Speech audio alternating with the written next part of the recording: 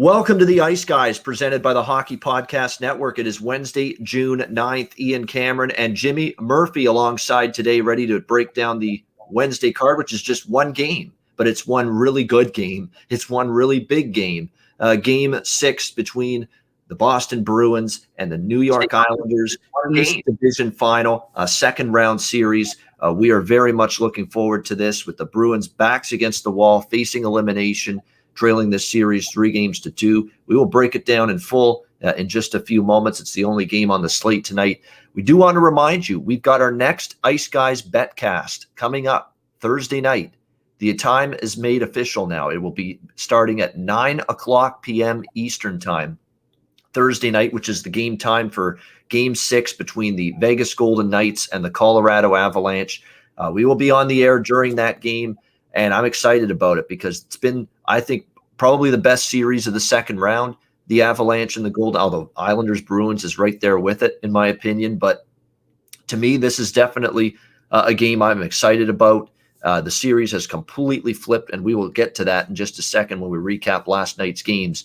That the series completely has turned around.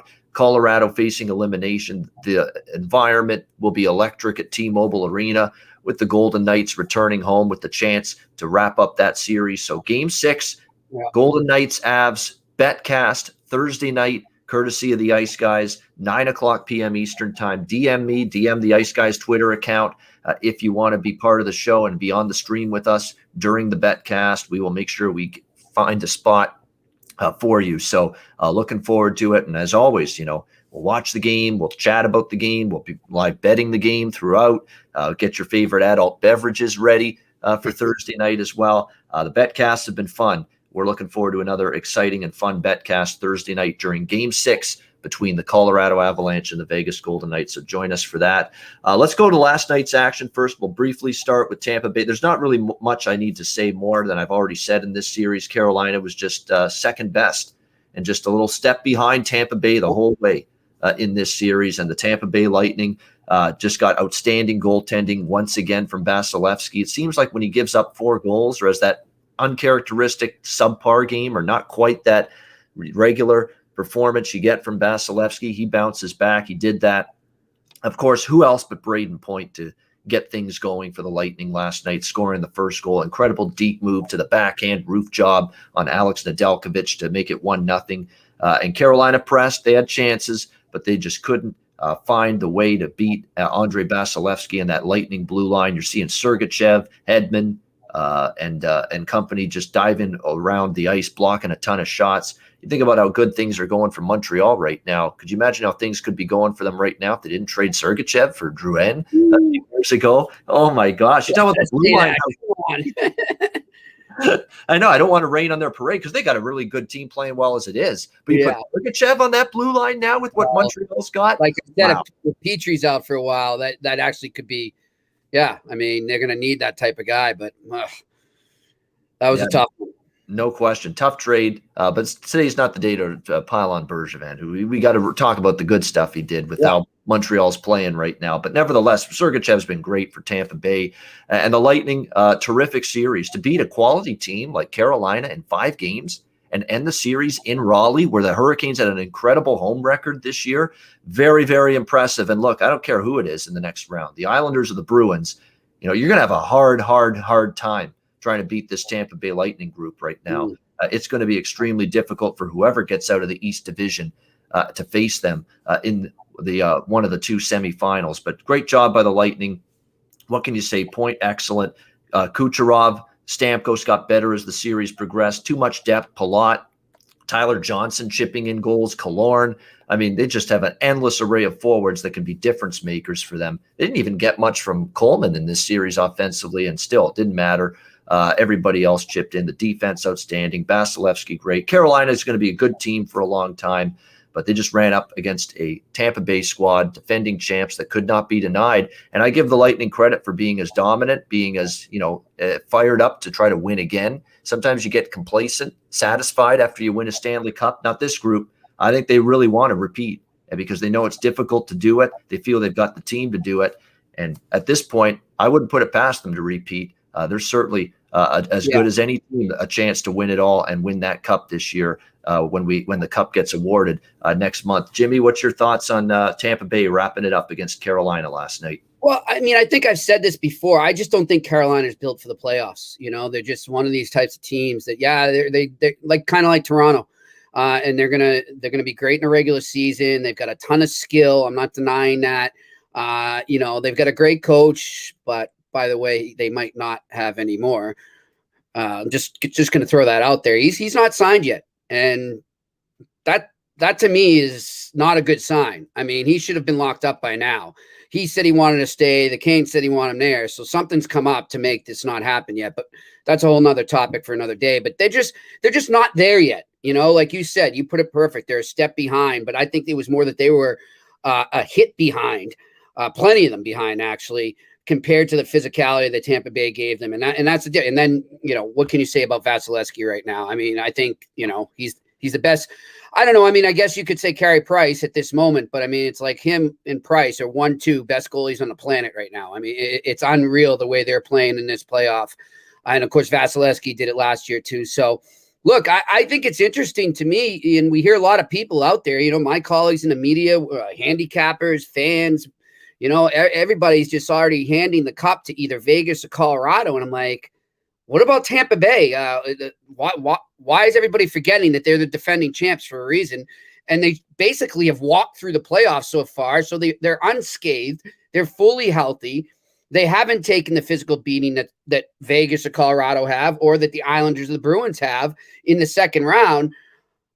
You know, if you would ask me, I think Tampa rolls in a semifinal. I just think maybe in the final too. It's just, I think they're coming in, you know, with the skill, but also with the rest and the bodies that aren't as torn and bruised right now as plenty of other teams are. So I think people are really like forgetting about Tampa right now. And I just find it interesting, you know, even during this series, there just seemed to be this little fad to go with Carolina a lot.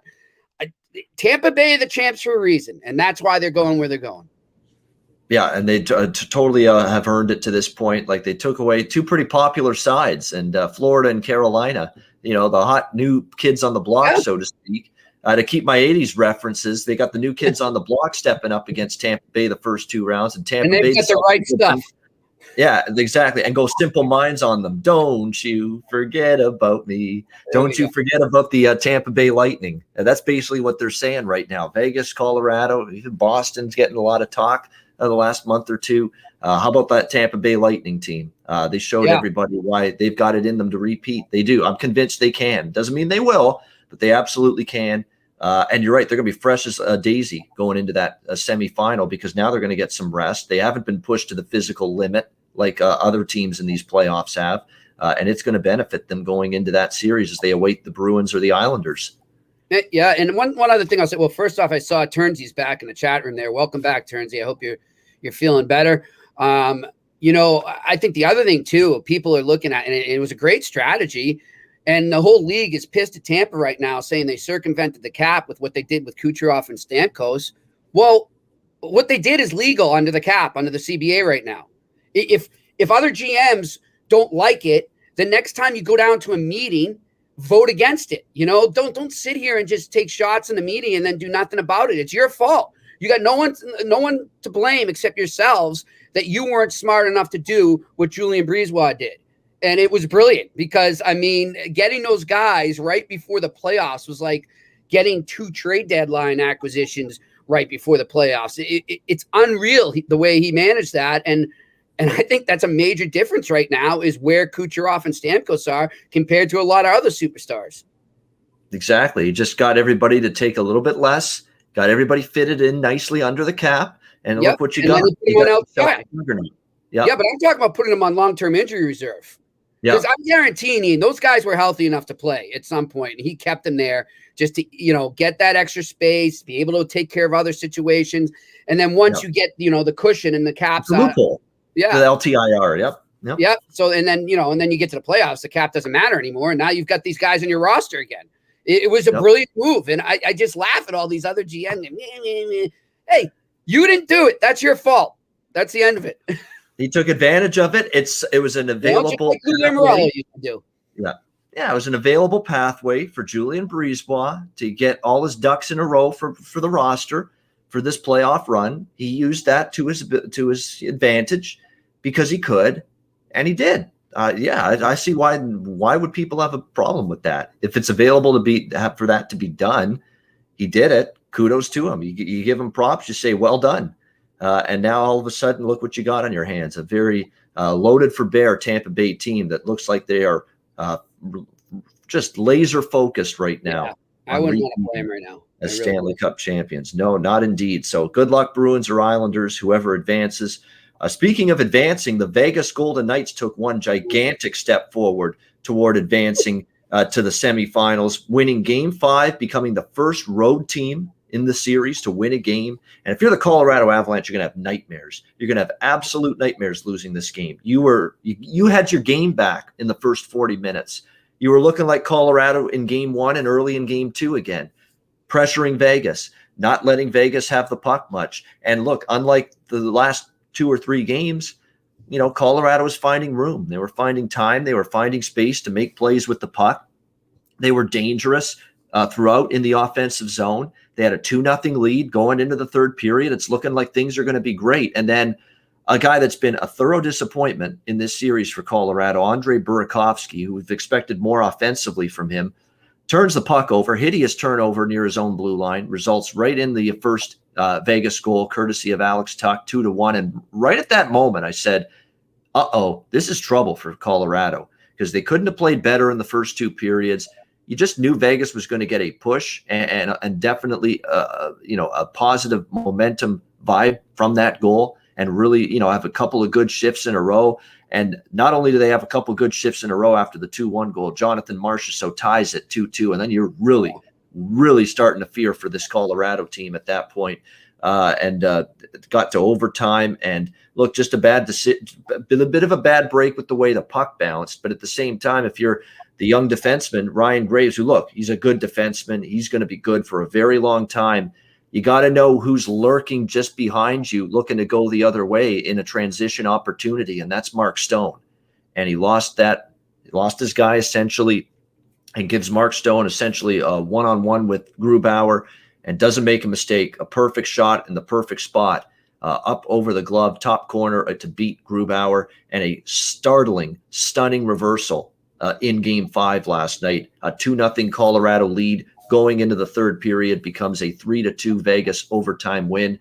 I don't know. The Colorado's going to have to work extra hard, I think, to pick themselves up off the mat following that kind of loss. Vegas is going to be that place when we're on the Betcast tomorrow night. That place is going to be absolutely nuts, and it's probably going to come across that way on television.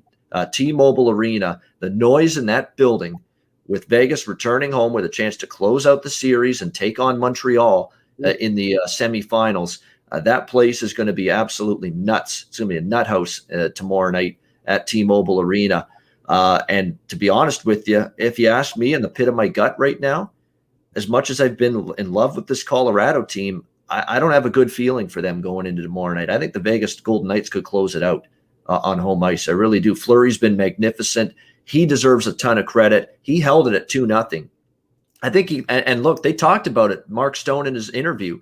We wanted to come back and win to help out our guy, Marc-Andre Fleury, who apparently after the first period in the dressing room was really beating himself up for the goal that he allowed to Brandon Saad in the final second of that first period. He knows it was a misplay. He knows he should have had it, but apparently he was really beating himself up mentally over it after the first period. And the team picked up on that and said, look, Marc-Andre Fleury's picked us up so many times when we've needed him. Why don't we pick him up for a change? And that's exactly what they did with that comeback win. Outstanding resilience by the Golden Knights. But as much as it was outstanding resilience by the Knights, it was equally a little bit pissing it away with mistakes and costly turnovers by the Colorado Avalanche. And as a result, the series momentum is all with the Golden Knights, who have a chance to close it out tomorrow night, and we'll be on the Betcast as it's taking place. Jimmy, it's a shame. Colorado up 2-0, 3-2. They were my Stanley Cup pick. I said Colorado, Carolina coming into the season. Carolina's been knocked out. I at least thought I might get Colorado into the Cup final, and now I'm worried. Yeah. Look, I think they win. I just think this team's too good. They're too stacked to not push a game 7. But I could be wrong. I mean, Vegas is playing great right now. The one thing I'm just looking at, I look at this every year. If I get the President's Trophy, I'm giving it back. That's it. I mean, it is amazing what a jinx that trophy is. And I don't superstitions are crazy, but at the same time, it seems like a mental block for every team that finishes first overall in the regular season. And I think, I don't know if it gives them a false sense of security or, some arrogance that isn't the right type of arrogance you need in the playoffs. I'm not sure, but it's interesting to me how so many President's Trophy winners cannot win the Stanley Cup. So, we'll see what happens next year. But as far as this team right now, look, Grubauer is going to step it up, I think, a bit. And I think that the bottom line is, as we said, with the Avs before, they really miss Kadri. Their center depth is so screwed up there. And I think that's been the difference in this series, is the battle up the middle and just grinding it out and having that depth and having those people to go out there for certain face-offs and what have you. Right now, Vegas is just they're better in that respect. So that's why they're on the brink of advancing. They are. And look, another reason they're on the brink of advancing is, look, the top line's been shut down for Colorado. Hard to fathom. They've gone now 2, 3, 4 games making this little impact. Yeah, and that goes in line with the depth, right? I mean, yep. that happens, so you better have depth in the playoffs. I mean, we know that the teams like the Tampa Bay Lightning, the Washington Capitals in 2018, or the St. Louis Blues, I mean, they win because if that line does get shut down or somebody gets hurt or suspended, you can depend on those lower tier guys, on those bottom 6. I don't know what's happened to Colorado's bottom 6 that they haven't been able to produce the way they did in the regular season, because that was one of their greatest attributes. Yeah, and that's been the problem. Donskoy, to his credit, got the second goal, but outside of that goal, what have we gotten offensively from Tyson Jost? What have we gotten offensively from JT Compher? What have we got? Burakovsky, absolutely nothing from him in this. He's not even getting chances, and then he's turning the puck over, leading to that first goal. So it's a double whammy for him. So they're not getting. And now this top line, Landeskog, Rantanen, and Nate McKinnon, they've been held in check. You put it all up. That's great defense, and obviously Fleury, his goaltending's been a big part of it as well. So that's why when I see this disturbing trend where this is now multiple games in a row, where a line that hasn't gone very often, multiple games in a row getting shut down, Rantanen, Landeskog, and McKinnon, and now multiple games. I worry that they may not get it back again, because this is clearly Vegas has found the way defensively to defend them. And what they're doing is they're taking away the inside of the ice. They're stick positioning around, it's like a fortress in between the hash marks right now. It's hard to get the puck beyond that area on the left side or the right side, beyond the face-off. Yeah, and that explains what Brandon Saad did on that goal, right? Because they know they're not getting it inside there. So they just got to kind of throw Hail Marys or floaters from the off wing or something and just hope for the best. But they're not getting the guys in there to get the rebounds at all. I think you're right. And look, I think Jared Bednar's done a good, sorry for the pronunciation, has done a good job. But at the same time, you got to ask, at what point do they reevaluate the job he's done? Because this is a team that is built, was built to win the cup. I mean, they were a Stanley Cup contender coming in, and it's like every year they're just not getting to where everybody expects them to be. Sooner or later, you got to look at the coaching. Yeah, I think there's going to be a little bit more of a scrutiny, at least on the coach. Obviously he's coming back next year. There's no question. But next year is going to be a lot more pressure on him to deliver. If this is the third, this would be for the Colorado Avalanche. If they get ousted by Vegas, this would be the third straight playoff season where they get bounced in the second round. Right. And look, if you're a Leaf fan, you're saying at least you win a round or two. But that's another story. But if you're Colorado, you're thinking, second round. 2 years ago when McKinnon was just in his playoffs for the first time, and we ended up losing. Who was it? I think San Jose that year beat him in the second round. And then last year, second round, it was against Dallas. That I can excuse them for. They were down to Michael Hutchinson in net with no Grubauer and no Pavel Francouz, their backup goalie, and a bunch of injuries. So that I can cut them some slack for a second round exit last year in the playoffs as well. But this year, dominating the regular season, you mentioned it, the President's Trophy, it's not a gift, it's a curse. That's exactly what the President's Trophy is becoming. But, top team in the regular season, a lot of expectations. You end up beating St. Louis soundly. I think that heightened expectations. The way they just rolled like a hot knife through butter through that St. Louis Blues team in the first round. And I think people are forgetting that Colorado and Vegas, they're like two of the best teams points-wise in the entire league. And here they are subjected to playing each other in the second round. That's tough. I mean, you do have to keep that in mind, too. This is a tough road for Colorado. They have to play someone as good as Vegas and vice versa in the second round. And you look at some of these other pathways that teams are taking, specifically the North, for instance, it's definitely that's got to be factored in. So that's why it's disappointing if they get knocked out, but I can't say what a bunch of chokers, what a bunch of losers they are if they lose this series. They're losing to a team that's like top 2-3 in points in the NHL this year, Vegas. And the pathway is a daunting one for anybody from that West Division gauntlet to get to the Stanley Cup Finals. So I don't want to pile on too much on Colorado if they bow out. But let me ask you this, okay? But if you are reevaluating, you're Joe Sakic, and you look at it, okay, that is 3 straight second-round exits, and I have to sign Cal McCarr. Oh, by the way, he just got nominated for the Norris Trophy today. I have to sign him to a contract. Now, I mean, that's going to be a mega contract. I'm telling you that right now, okay? His captain, Gabriel Landeskog, is a UFA. Is that the change?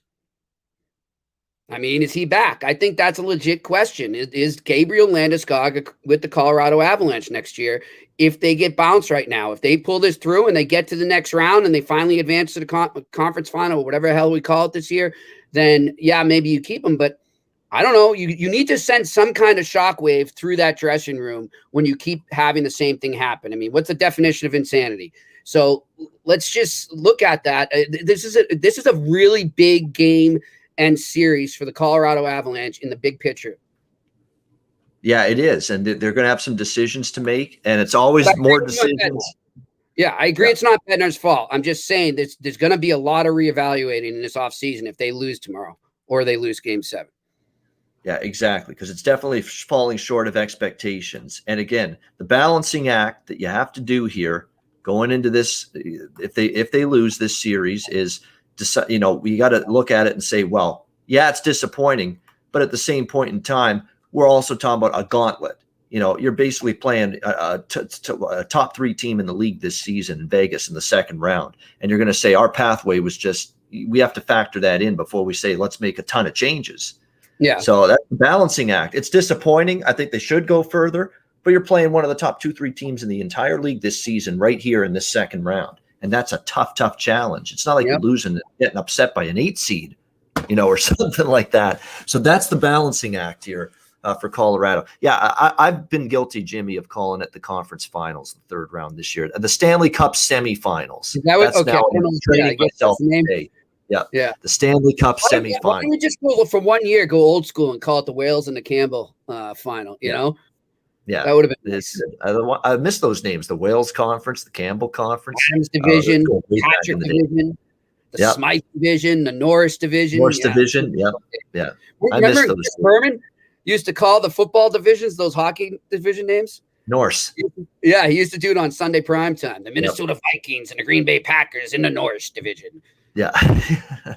God, Berman. I miss Berman. Berman, when he retires and there's no NFL primetime, that'll be a sad day. That show is a institution with the music, with the I'd like to see him get into some of the hockey coverage. I think it would be fun.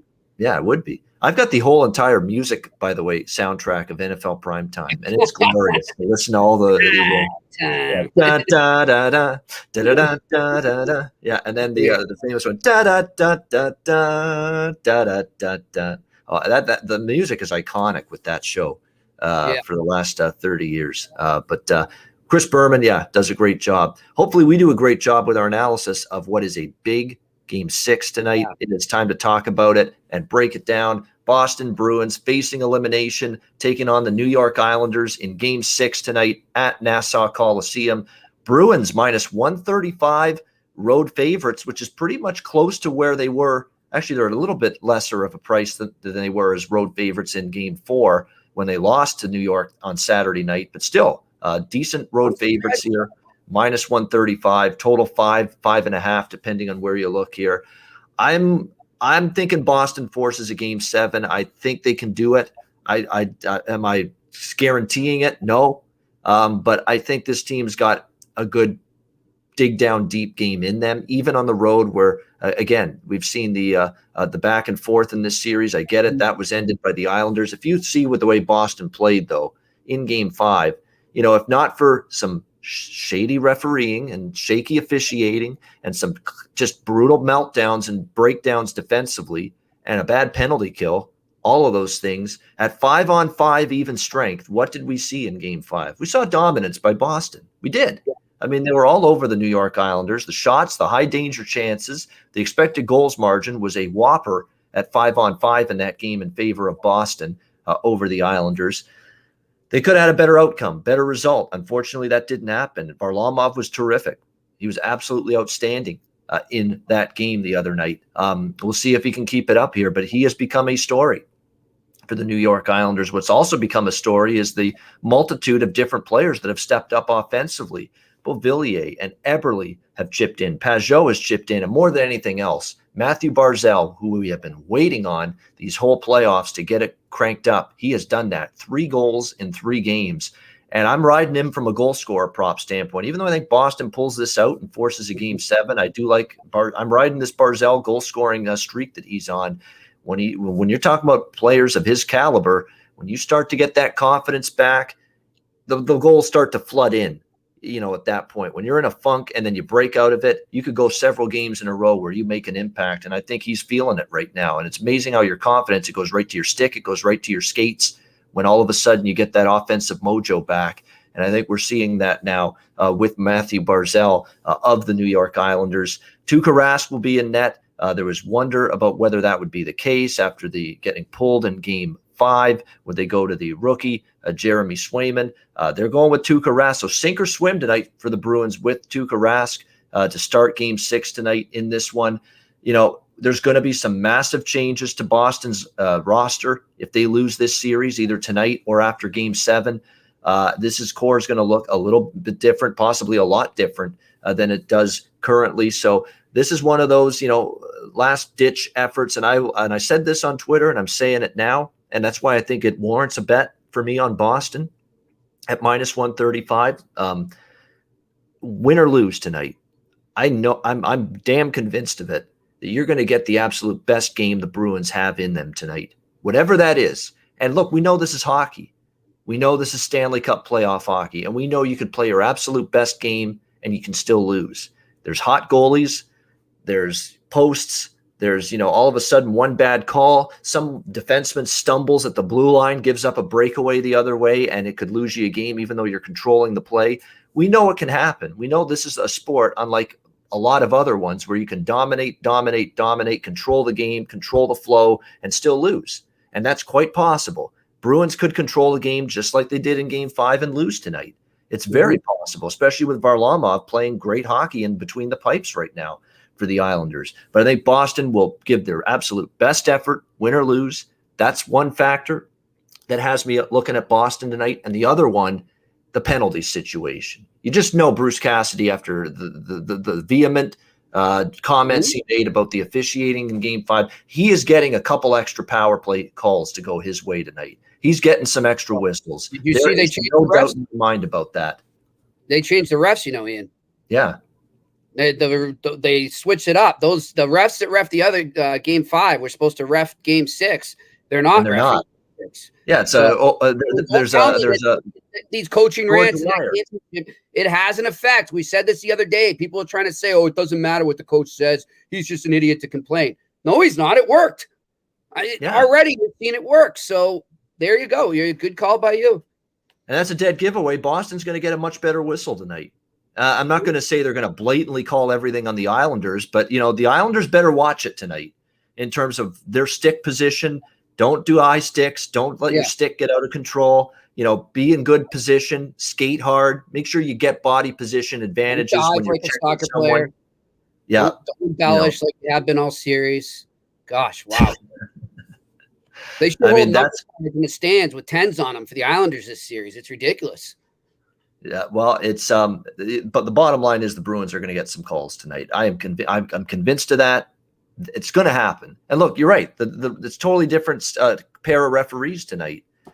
For the I just know after that not tirade, but complaints from Cassidy, although very, very strategically spoken about complaints. He wasn't angry. He wasn't like blowing a fuse or blowing his stack or anything. He said it very calmly, very diplomatically, very very well conceived comments after that game.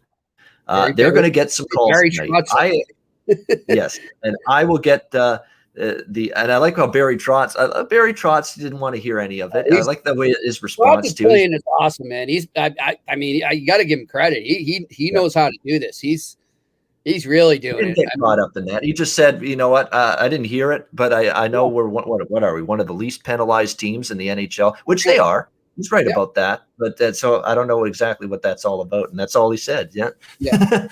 Yeah, well said. That's a good comeback. Those are two good coaches. How many New York Saints T-shirts are we going to see tonight, too? You think in the stands?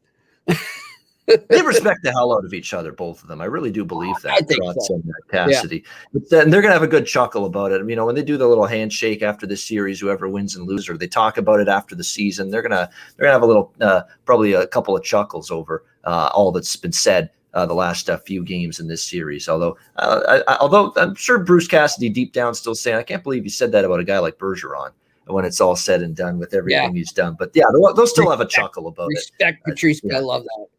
Show Patrice respect. That was great. Yeah, exactly. By the way, speaking of Patrice Bergeron, thank you for reminding me, Jimmy. Him to score a point, him to score a goal tonight for the Boston Bruins. Never mind Pasternak, who's missing some nets right now, who's lost a little bit of some confidence, although he did. And Marchand scored a beauty. Wouldn't put it past him to score a goal tonight. He scored a beauty of a goal to make it 2-2 the other night. But I'm going to the captain, El Capitan, tonight. For the Boston Bruins, Patrice Bergeron. This seems like a game where he finds the net. And I know he was not happy with that delay of game penalty he took the other night. He has a big game. So I like Bergeron, goal score a point. Barzal, probably goal score a point. And I'm going to keep on Pajot at the prices they're offering on him for the Islanders, plus 450, in some spots. And he's had chances. So Bergeron and Marchand, I'm sticking to the big guns tonight. Bergeron and Marchand probably are the props I would look at for Boston. Score a point, score a goal. Barzal and Pajot for the Islanders. That's what I'm looking at. Boston money line, I'm going to go on that, minus 135. Total, I like the third period over. I'm not betting the full game over. I'm betting the third period over. Elimination game, over 1.5, minus 140, third period. You can bet that at 5 dimes. Other books have third period totals. You can bet them right now. That's probably where we'll see the game open up as we get later into the game. So Boston money line over 1.5, minus 140, third period. And as I mentioned, 2 Bruins, Bergeron, Marchand, and 2 Islanders, Barzal and Pajot, for goal scorer props and maybe to also register a point in Game 6 tonight. Jimmy, have at it. What do you think? Game 6, Bruins Islanders. Yeah, well, while we're on the props, I'll give you that too. I like the Bergeron call as well. I would go with a goal prop on Bergeron. I would also go with a 2 points prop on Charlie Coyle. I think that line, him specifically, is due. We saw what a beast he was 2 years ago in their run to the Stanley Cup final. Where's that been, And I think right now you're giving him a little more speed on the wings. You got Kuhlman on one side, DeBrusk on the other tonight. I could see that line finally providing the depth scoring that the Bruins have kind of been missing in this series right now. And then the other guy I look at, why not, to get a goal? And I'm surprised that, I'm looking at a plus 400 right now. Plus 350 for David Krejci. This is a David Krejci type of game. He thrives on these type of games. He steps it up just like Patrice Bergeron. So looking at the centers specifically going down, playing a major role and finally, putting the depth on paper that they have onto the ice in this game. And as far as the game goes, I'm going to take the Bruins 3-way regulation line in the first period, and I'm going to take the 3-way regulation line in the game, both on the Bruins. All right, there we go. So that's Boston minus a half goal at a plus price in the first period, and that's also Boston in regulation for the game against the New York Islanders. And the regulation on the Bruins is plus 110 for the Bruins in regulation. I'm going a little safer in case we get that overtime magic on minus 135 with the Bruins. But Krejci's a good one. I don't argue with you on Krejci. I'm going to sprinkle on that. Plus 375 is what I'm seeing at a couple places. And I mean, look at he even with the injury to Smith and then Taylor Hall. By the way, I think Taylor Hall's hurt. I seriously do, because he's just gone completely quiet. He was a madman in round one. Do you think the fight has something to do with it the other night with Mayfield? I do. I think he hurt himself in that fight, and when it happened, I loved it. Watching it, I liked that he, was showing that passion, but at the same time, I don't know if I want Taylor Hall fighting if I'm the Boston Bruins right now. And I think he got hurt, so that's something to keep an eye on right now. But that's why I like Krejci even more. He's looking at it and saying, well, I gotta pull the weight on my own right now. I mean, my wings are hurting. Craig Smith's already missed a game, so we know he's battling something. So I think Krejci's going to try and put that line on his shoulders like he did in the third period the other night. And Ian, as far as the reasoning, I think the Bruins win this game. You said it interesting. You said you got to expect they're going to come out with their best game. Well, here's the thing. If they have a game that's better than the games they played in the last two games in which they lost, then there's no way they lose this game, because I think the Bruins should be preparing for Tampa Bay almost right now, to be honest. I really do. I think Varlamov has just been huge. I think, like you said, the Bruins have had some costly mistakes in their own zone. And, the penalty killing, which was one of the best in the league, if not the best in the regular season, has just gone dry and can't kill anything right now. So, if these little intangibles come together, I don't think it's been a matter of effort. I think the Bruins have brought it. I don't think that's the issue at all. But I think if they can play better than they have, they're definitely winning. But I still think even if they give the effort they gave in Game 5, I think they win this game. I think they were the better team in Game 5. And sometimes the better team doesn't always win. Yeah, it kind of reminds me of Islanders Penguins. Melissa's said that in our chat during the show here this afternoon, that, the Islanders just were brilliant at capitalizing on mistakes against Pittsburgh, and they've done the exact same thing here against Boston. You could argue Pittsburgh carried the play to the Islanders more than the other way around. And you could say the same thing in this series. Boston's carried the play more than the Islanders have. But all that matters at the end of the day is that you win games, and the Islanders have capitalized on mistakes. And look, there is definitely some issues with this Boston blue line right now. I know everyone's worried about Rask and blaming him. I've never seen in the last 2-3 games the Bruins blue line crack under pressure and just be so poor with the puck at times. Brandon Carlo being out is such a significant loss. And Kevin Miller, nobody talks about him. They miss him too. I do. I mean, what the hell? Did anybody watch the 2019 Stanley Cup Final, where every Bruin after Game 7 to a man said, if we had Kevin Miller, we win this series? Every single one of them. So, his value, you're right, though. I mean, in general, his value is very underappreciated. But, the defense is it. I mean, I think if you had to pick one thing to say why the Bruins are facing elimination, it's easy. It's the blue line. And, Don Sweeney took a gamble on the youth this year. And I'm not going to be the one to say, oh, well, if you had Zdeno Chara, they'd be winning right now. I'm not going there. Or if you had Torrey Krug. What I am going is you didn't do anything to replace them. You put all your money on younger kids. You put all your money on Connor Clifton, who can't clear a guy out of the crease if his life depended on it. And, that's where you're at. So it's on the forwards to come back and help those defensemen right now in crunch time. Exactly. You need a 5-man unit defensively right now, because if you leave it to 2 men on the back end. Keep the perimeter. Yeah. That's what they got to do. Just like you said, Vegas is doing. That's exactly what the Bruins need to do, because the Islanders, or anybody really for that matter right now, are going to win the battle in front of the net. They just are. Yeah, and that's going to be the key. And that's still what makes tonight's game and a Game 7, if it gets there, scary for the Bruins, because Carlo, and you're talking about two guys that just know how to lay the man down in front of the net and just, clear the net, give some space, give an opportunity for the goalie to see pucks coming his way, all of this stuff, positioning, stick position, body position, being in the right spots. Carlo's great at it. Miller's good at it. Miller's, and you don't have either guy right now in this series, and it's been noticeable. It's no coincidence that Carlo gets injured. No coincidence that Miller's been out, and we're seeing all of these gaps defensively from this team. And the other thing I would say, I see people talking about the over under there. It seems like a lot of people like the over. Usually in a an elimination game on the road with Tuukka Rask between the pipes, I would go with the Bruins 100 times over. But I don't like what I'm hearing about his health. I really don't.